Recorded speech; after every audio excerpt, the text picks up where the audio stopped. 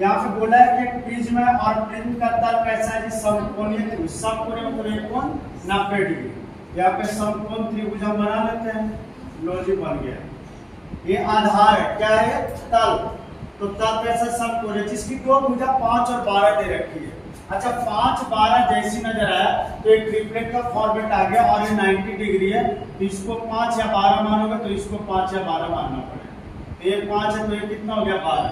आप Pythagoras theorem से triplet लगाओगे तो कितना हो जाएगा 13 सेंटीमीटर, बरोबर। अच्छा 13 सेंटीमीटर हो गया तो आधार का तो एक भुजा निकल गई है। अब हमें चाहिए ऊंचाई, तो ऊंचाई कैसा होता है पिरामिड में, तो पिरामिड का दीवार हम जानते हैं कि होता है कैसा जी, तो चतुर्भुज। तो यहाँ पे एक ऐसा बना दिए तो ये क्या कहलाएगा पिरामिड। और कैसा पिरामिड, तो समकोणीय पिरामिड कहलाएगा।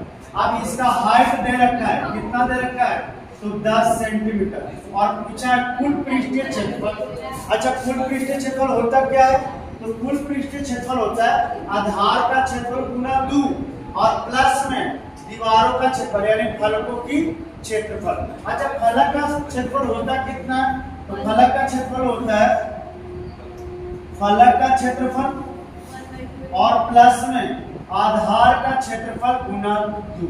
फलक का क्षेत्रफल परिमाप गुना में ऊंचाई, परिमाप यानी 12 13 और 5, 12 13 25, 25 और 5 30, तो 30 गुना में 10, ये किसका होगा फलक का क्षेत्रफल प्लस में आधार का क्षेत्रफल, तो आधार का 5 और 12, ये तो ट्रायंगल है ना, तो 5 गुना 12 कितना 12 बचे 60, तो यहाँ पे कितना हो जाएगा जी 360। अब बोलो दूसरा फॉर्मूला इसका होता है 1/2 गुना बेस गुना में हाइट और फिर 2 को यहाँ 2 का गुना करोगे तो इससे कट गया 12 25 60, तो आंसर कितना हो जाएगा टोटल सरफेस एरिया इतना सेंटीमीटर